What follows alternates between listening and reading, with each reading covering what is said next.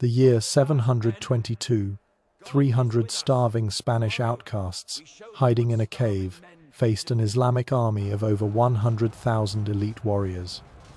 By sunset, the cave dwellers would be victorious, the massive army would be utterly destroyed, and the 800-year Reconquista of Spain would begin with this impossible moment.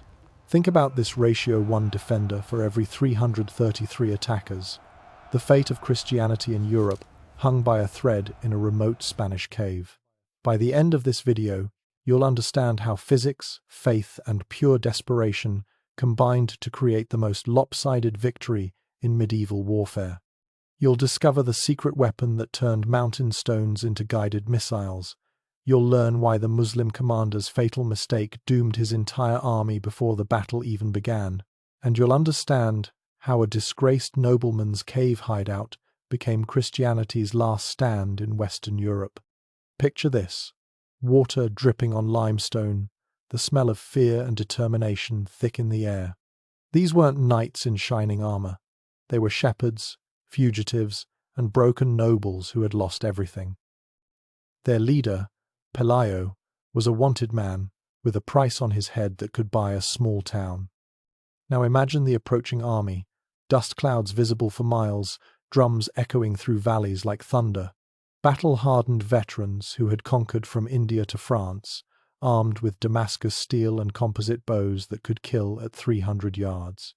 How did Pelayo know the Muslims were coming to this exact location? What made seasoned Muslim generals ignore basic military tactics they'd used to conquer half the known world? And here's the strangest part. Why did local Spanish Muslims join the Christian defenders? How could elite cavalry be defeated by farmers with rocks? How did word of this tiny skirmish spread across all of Europe within weeks? And what dark secret from Pelayo's past made him choose death over surrender?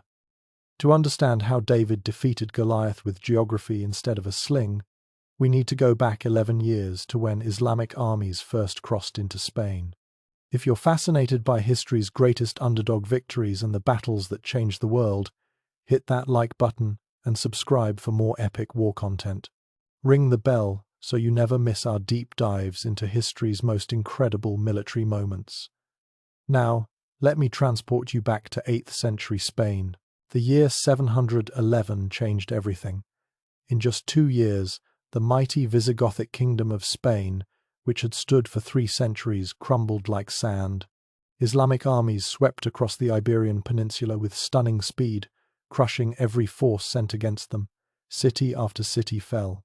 Toledo, the great capital, surrendered without a siege. The last Visigothic king died in battle, his kingdom dying with him. But here's where it gets insane. Among the palace guards who survived was a man named Pelayo, the exile. Once bodyguard to kings, now he was nothing but an outlaw hiding in the mountains. The Muslims had marked him for death, not for what he'd done, but for what he represented, the old order that refused to die. Leading the Islamic forces in northern Spain was Al-Qama, nicknamed the Avalanche. This man had never lost a battle. He'd crushed armies 10 times his size through sheer tactical brilliance. Veterans whispered his name with respect. When Al-Qama marched, kingdoms fell.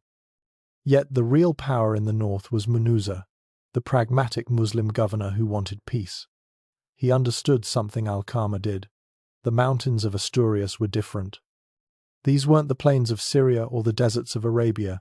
These were vertical mazes of stone where conventional warfare meant nothing. The Muslim conquest brought a tribute system. Convert to Islam or pay the tax. Most paid, some converted.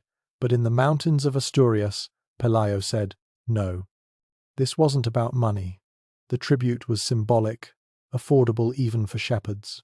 This was about the soul of a continent. You have to understand the geography. Asturias is where Spain runs out of room, pressed between mountains and sea. Valleys so narrow that 20 men could hold off thousands. Peaks so high that clouds lived below their summits. Rivers that could become torrents in minutes. This landscape had never been conquered, not by Romans, not by Visigoths, and Pelayo bet his life it wouldn't fall to Muslims either. What happened next broke every rule of warfare. Pelayo didn't just refuse tribute, he started raiding Muslim tax collectors. Each success brought more followers, shepherds who knew every hidden path, dispossessed nobles with nothing left to lose, former soldiers who remembered how to fight, even some local Muslims who resented Al-Qamar's harsh rule. The religious divide cut deep. This wasn't just about land or gold. Christians saw the Muslim conquest as the apocalypse foretold. Muslims saw Christian resistance as rebellion against God's obvious will. Neither side could back down without betraying everything they believed. When word reached Al-Qamar that a minor noble was causing trouble in worthless mountains, he laughed. These weren't the first rebels he'd faced. He'd crushed Berber revolts in Africa, Persian holdouts in the east. What could shepherd rebels do against professional soldiers? But wait, Munuza knew better. He'd governed these mountains for years. He sent warnings to Al-Qamar. The mountains here aren't like other places. The people are different. Send negotiators, not armies.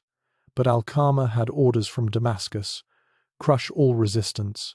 Make examples. Show that rebellion meant death.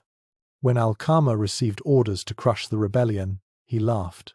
He would soon learn that mountain wars follow different rules. In the valleys of Asturias, numbers meant nothing. Experience meant nothing. Only the mountains mattered, and the mountains had already chosen their side. The army Al-Qamar assembled would make any commander confident. 10,000 confirmed elite cavalry chronicles would later claim 124,000 total, but even the conservative number was overwhelming. These weren't conscripts or levies. These were professional soldiers, each man a veteran of multiple campaigns. Their equipment alone told the story of an empire. Damascus steel swords that could cut through iron, composite bows with a 300-yard killing range, technology stolen from the steppes and perfected in Syrian workshops, scale armor that turned aside most weapons while allowing movement. The supply train stretched back 5 miles: ammunition, food, siege equipment, everything needed to sustain a campaign. These men had conquered from India to France. They'd broken the Sassanid Persian Empire, crushed the Byzantines in Syria, swept across North Africa like a storm. They'd adapted to every terrain, every enemy. Desert warfare, mountain campaigns, siegecraft. There was nothing they hadn't mastered. But Pelayo had one advantage Al-Qamar couldn't see from his maps and reports. His forces numbered just 300 men who owned nothing but their hatred. Look at their weapons-hunting bows passed down through generations, with maybe 50 arrows per man. Shepherd slings, the kind used to drive off wolves. Rusted Visigothic swords salvaged from old battlefields. Wooden shields that would splinter under a real blow. Some men had nothing but sharpened farm tools. Yet these men possessed something priceless: knowledge.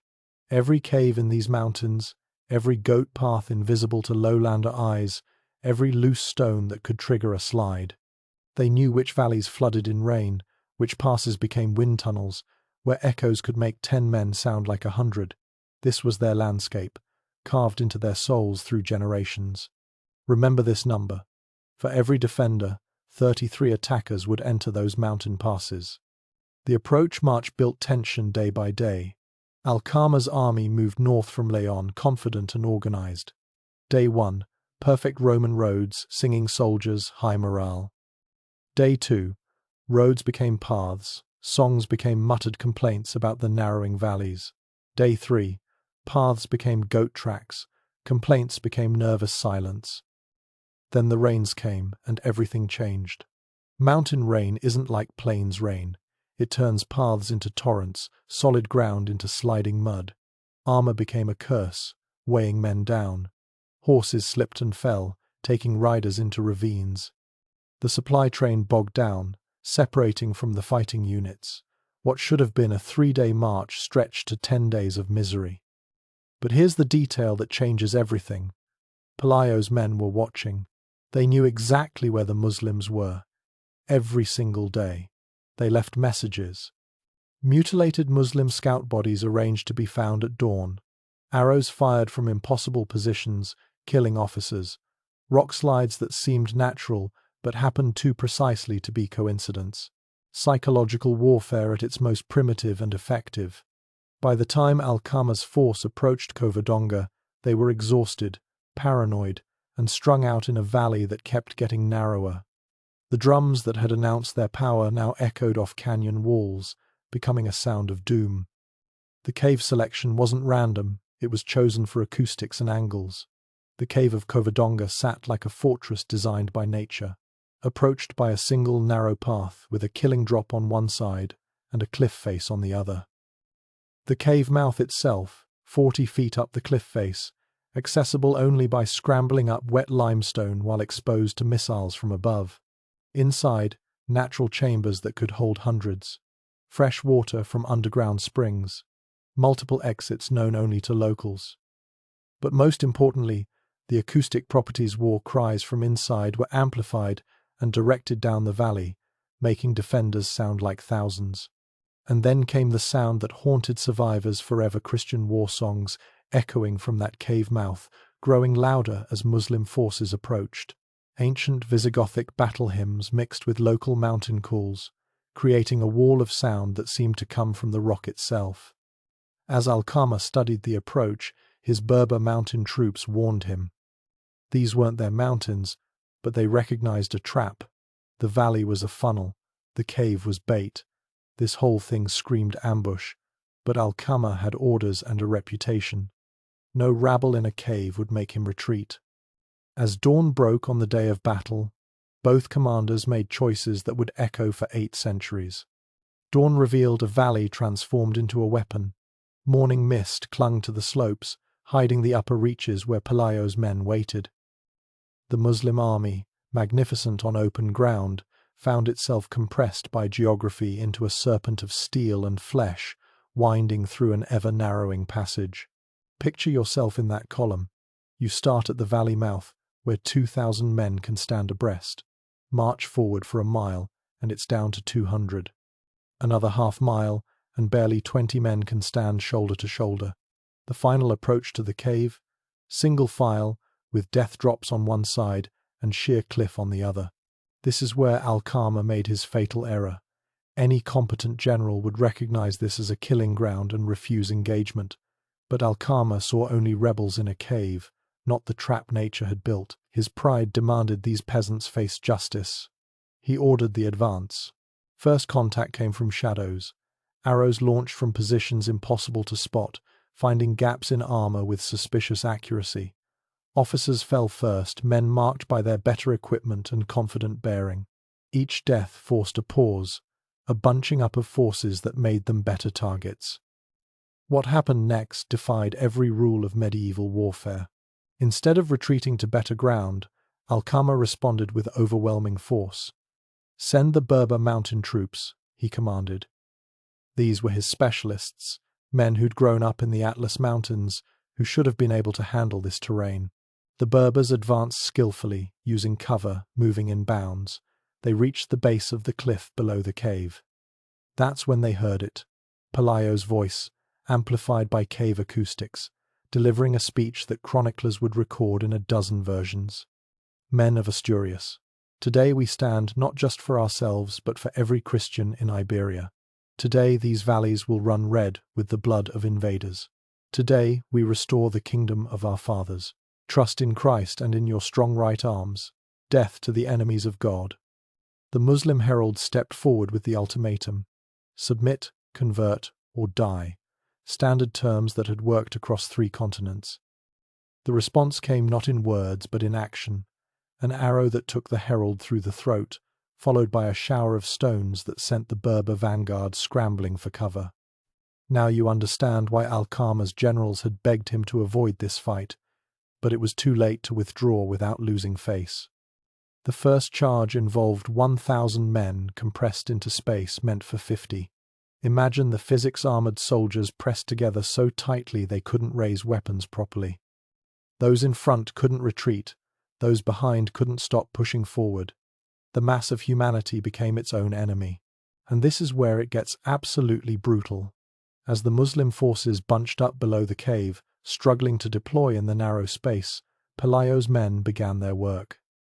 Not with swords or spears, but with stones. Not random throwing, these were aimed shots by generations of shepherds who could hit a wolf at 50 yards with a sling stone. Here's where legend and history collide. Christian sources claim the Virgin Mary appeared above the cave, turning Muslim arrows back on their attackers. Muslim sources speak of witchcraft in the mountains. The truth was simpler and more devastating, acoustic warfare combined with perfect defensive terrain. War cries from the cave were amplified by the rock formations, reflected and focused down the valley. To the attacking Muslims, it sounded like thousands of defenders, not hundreds. The psychological effect was immediate. Men at the back of the column, hearing what sounded like a massive army ahead, pushed forward. Men at the front, facing death from above, tried to pull back. The result was compression, panic, chaos. But the mountain itself was about to join the battle. The limestone cliffs above the valley were weathered, fractured, with massive sections held in place by friction and small keystones. The defenders knew exactly which stones to hit to trigger slides. This wasn't random. It was generational knowledge of mountain shepherds turned into a weapon system. The stone rain began in earnest. Not pebbles or random rocks, but selected limestone chunks weighing 20 to 50 pounds, dropped from 300 feet up. At that height, even a small stone becomes deadly. Larger ones could crush through any armor, splitting helmets, shattering shields, breaking bones through mail. What the Muslim scouts saw made them stop in their tracks, their own forces being compressed into a killing zone where martial skill meant nothing, where expensive armor became a liability, dragging men down, where elite cavalry had to dismount and become awkward infantry, where every advantage of training, equipment, and numbers was neutralized by vertical geography. Al-Qama, watching his vanguard disintegrate, faced a commander's worst nightmare. Advance was impossible. The cave approach could only accommodate small numbers, easily destroyed by defenders. Retreat was becoming difficult as more troops pressed forward into the narrowing valley. Standing still meant death from above. This single decision would cost 50,000 lives. Instead of accepting tactical defeat and withdrawing, Al-Qama ordered a general assault. Every unit was to press forward, overwhelm the defenders through sheer mass. It was a decision born of pride, frustration, and fundamental misunderstanding of mountain warfare. And then, at exactly noon, nature and man combined to create hell on earth. The valley became an anatomy lesson in mass death. As thousands of Muslim soldiers pressed forward into the narrowing approach, physics took command. The compression point, where the valley narrowed to just 20 men wide, became a meat grinder that would haunt military tacticians for centuries. Ahmed from Damascus, veteran of 20 battles, found himself pressed against limestone walls, his sword arm pinned to his side by the mass of his own comrades.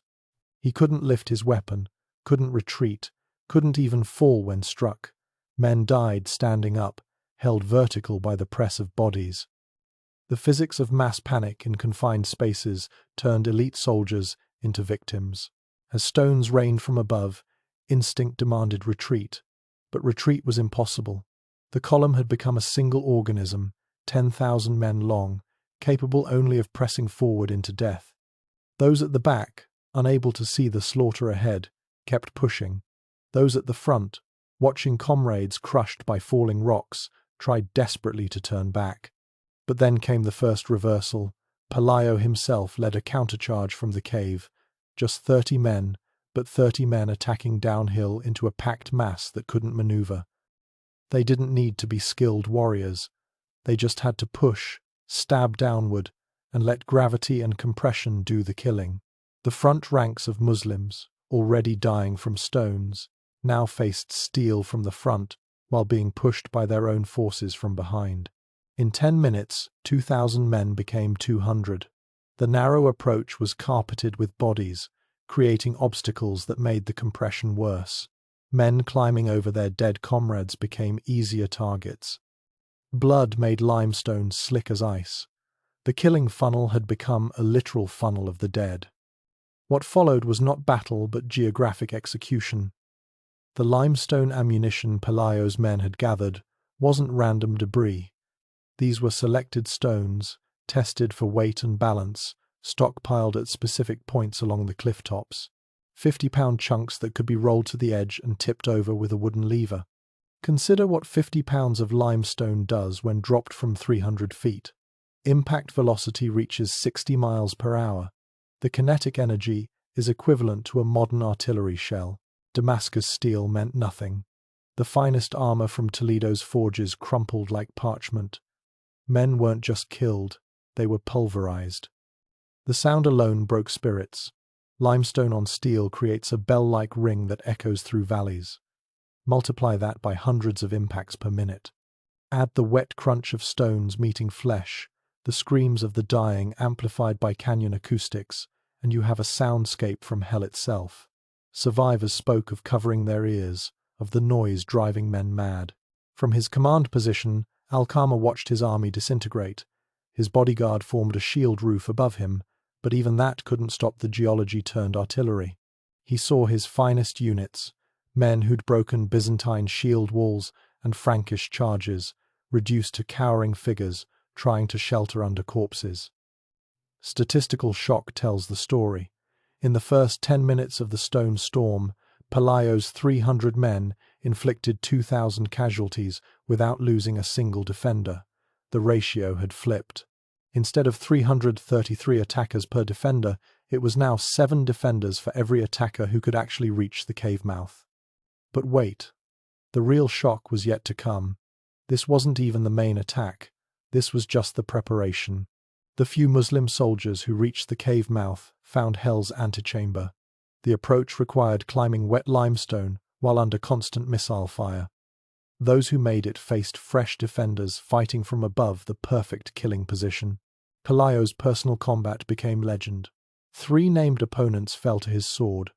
Suleiman the Swift, champion of Cordoba, Hakim ibn Rashid, who'd killed 17 Christians in single combat, and Yusuf al-Dimashqi, whose armor was said to be blessed by holy men. Each duel ended the same way. The attacker, exhausted from the climb, facing a defender who'd done nothing but wait and prepare. Then came the moment historians still debate. Christian sources claim the Virgin Mary appeared above the cave, visible to both armies. Muslim chronicles speak more vaguely of signs and portents that disturbed their men. Whatever the truth, something caused a morale collapse among the attackers. Men who'd faced death across 3 continents suddenly refused to advance. But Al-Qama's elite guard, his personal 300, wouldn't accept defeat. These were men bound by oath to die before retreating. They formed up for one last assault, shields locked, advancing up the bloody slope in perfect discipline despite the stone storm. They actually reached the cave mouth, pushing back Pelayo's first line. For a moment, it seemed the battle might turn. The Muslim elite were inside the cave entrance, more climbing behind them. Pelayo's men were giving ground. Al-Qama, seeing success, ordered all reserves forward. The entire Muslim army surged toward the cave. And that's when the mountain took sides. What happened next still defies explanation. Whether by design or divine intervention, the limestone cliffs above the battle chose this moment to fail. The theory of triggered avalanche seems most likely defenders targeting key stones that held back tons of fractured rock, but the timing was so perfect that even modern geologists struggle to explain it. 100,000 tons of rock moving at 60 miles per hour down a 40-degree slope. The physics are simple, nothing survives. The Muslim elite guard at the cave mouth vanished, along with several of Pelayo's own men who'd advanced too far. The main avalanche hit the packed masses in the valley with the force of divine judgment. But God or geology had other plans for the slaughter. The avalanche didn't just kill, it dammed the Deva River that ran along the valley floor. Bodies and boulders created a natural barrier 30 feet high. Water backed up rapidly in the narrow canyon. Men who'd survived stones and avalanche now faced drowning. The Deva Dam lasted just 20 minutes before bursting. When it did, a wall of water carrying thousands of corpses swept down the valley. Muslim reinforcements, moving up to support the attack, met this macabre flash flood head-on. Fresh troops became fresh victims. Yet incredibly, Al-Qama survived the avalanche. He'd been far enough back to avoid the main slide, protected by the bodies of his own men. Wounded, half buried, he pulled himself free and tried to rally survivors. That's when the third reversal hit. Pelayo's men, seeing the avalanche had cleared the approach, counterattacked down into the valley. Alcama's death remains disputed. Christian sources claim a shepherd boy killed him with a sling stone. Muslim sources say it was an arrow through the eye slot of his helmet. Others suggest he drowned in the Deva flood. What matters is that the Muslim command structure died with him. 7 generals survived the avalanche. 7 different retreat orders were issued simultaneously. The result was chaos multiplied by terror. Units collided trying to follow contradictory commands. The narrow valley that had compressed them attacking now trapped them retreating. And suddenly, the hunters became the hunted. Local villagers, both Christian and Muslim, who'd hidden during the approach now emerged. 7 years of occupation had built resentments that exploded in 7 hours of revenge. Armed with farm tools, hunting bows, and rocks, they fell on the routing army like wolves. This is the moment that changes everything. These weren't just Christians attacking Muslims. Local Muslims who'd lived peacefully under Visigothic rule joined the assault. They'd suffered under Alcama's harsh taxation and brutal discipline. The battle became not about religion, but about mountain folk against foreign oppression. Statistical shock: 90% casualties in 1 hour. Military historians call it impossible. No pre-modern battle produced such lopsided losses. But this wasn't a battle anymore. It was geology and geography, executing an army that had put itself in an inescapable trap. Pelayo tried to restore order, to take prisoners, to stop the slaughter. His men ignored him. 7 years of Muslim dominance were being repaid in blood. The killing continued until darkness made it impossible to distinguish friend from foe. The Valley of Death became a charnel house. Bodies stacked 10 deep at the narrowest points created dams that turned the battlefield into a series of bloody pools. Armor became anchors, dragging wounded men underwater barely 2 feet deep. The finest cavalry in the Muslim world drowned in their own blood. Those who escaped the valley faced the mountain peasants. Every village, every shepherd's hut, every mountain path had become a killing ground. Local knowledge meant nowhere was safe. Men who'd conquered from the Indus to the Atlantic were hunted down by children who knew every cave and crevice. The physics of rout are merciless. Once panic takes hold in a compressed formation, recovery is impossible. Men trampled their comrades trying to escape. Officers who tried to rally troops were pushed down and crushed. The narrowness that had been a tactical problem became a death sentence. Pelayo's restraint, order to spare those who surrendered, was universally ignored. This wasn't military justice, but mountain justice, older and harsher than any law. Women who'd been violated took their revenge. Children who'd seen fathers killed picked up stones. The professional army that had entered the valley ceased to exist not through battle but through complete annihilation. The final body count defies belief. Conservative estimates place Muslim losses at 50,000. Enthusiastic chronicles claim 124,000. The truth probably lies between perhaps 70,000 men entered those valleys, and fewer than 1,000 escaped. The greatest military disaster in Islamic history until the Mongol invasions, and it happened not through tactics or strategy, but through one commander's prideful refusal to respect the mountains. As the sun set on that blood-soaked valley, nobody yet understood that they had just witnessed the first domino fall in an 800-year war. The Valley of Death presented a scene from Dante's imagination.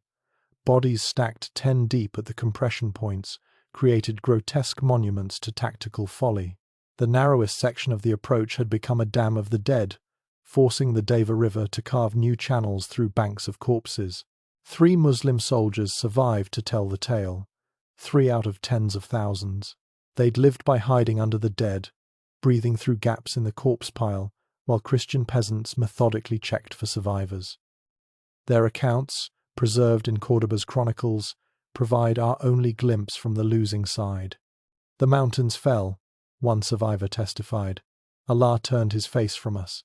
The rocks themselves fought for the Christians. Their war cries came from every direction, from the earth and sky. We were not defeated by men but by the land itself.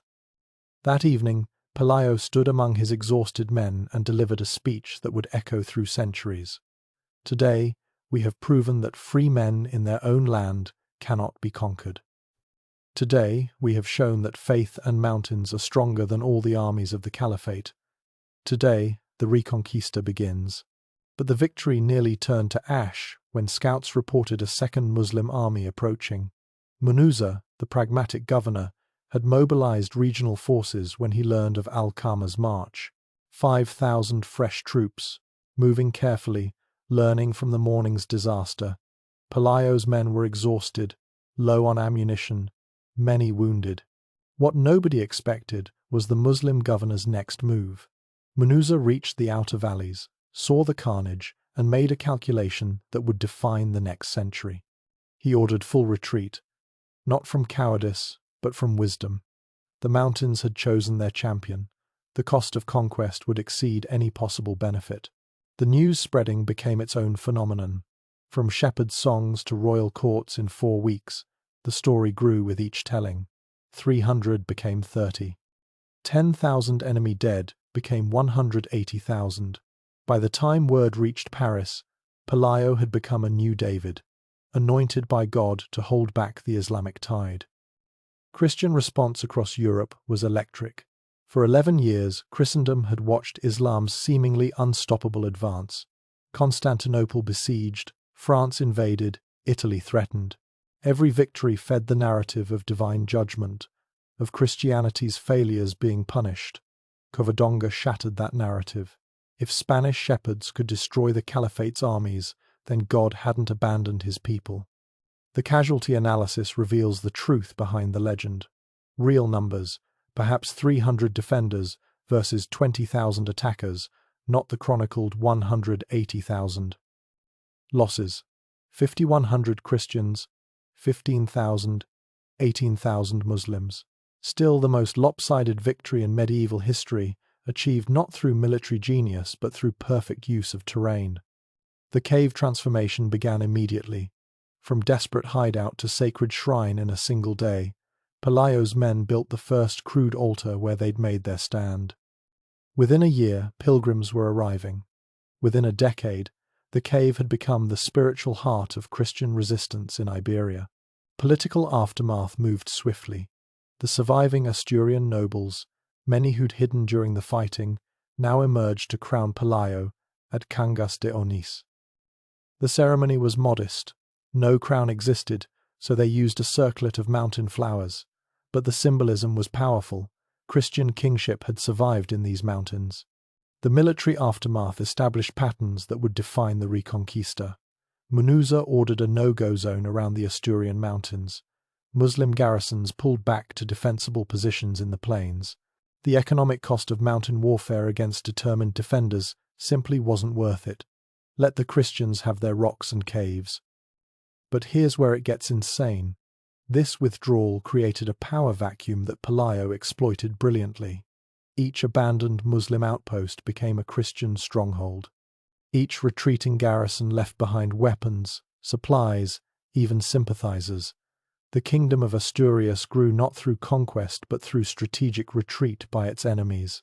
What happened next broke every rule of post-battle politics. Instead of mass executions or religious persecution, Pelayo declared protection for any Muslim who swore loyalty to Asturias. Local Muslims who joined the battle were rewarded with land. This pragmatism, choosing political stability over religious purity, would make Asturias the seed from which Christian Spain would regrow. The bodies in the valley posed a massive problem.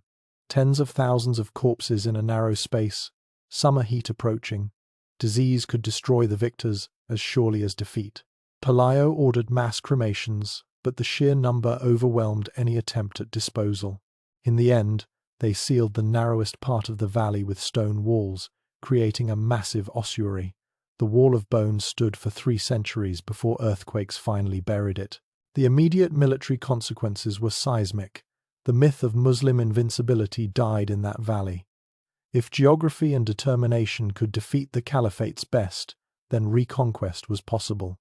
Within months, Christian resistance sparked across northern Iberia. The Basques rose in their mountains. Galicia expelled its Muslim garrisons. The Pyrenees became a wall of rebellion. The Battle of Covadonga was over, but its echoes would resound for 8 centuries. From this single mountain valley would grow the kingdoms of Leon, Castile, Aragon, all the powers that would eventually unite to drive Islam from Iberia. The Reconquista had begun not with grand strategy, but with desperate men making their stand where the mountains themselves could fight beside them. The Reconquista that began at Covadonga would last 770 years, from 722 to 1492, when the last Muslim ruler surrendered Granada. 8 centuries of warfare sparked by 300 men in a cave. No other battle's echo lasted so long or changed so much.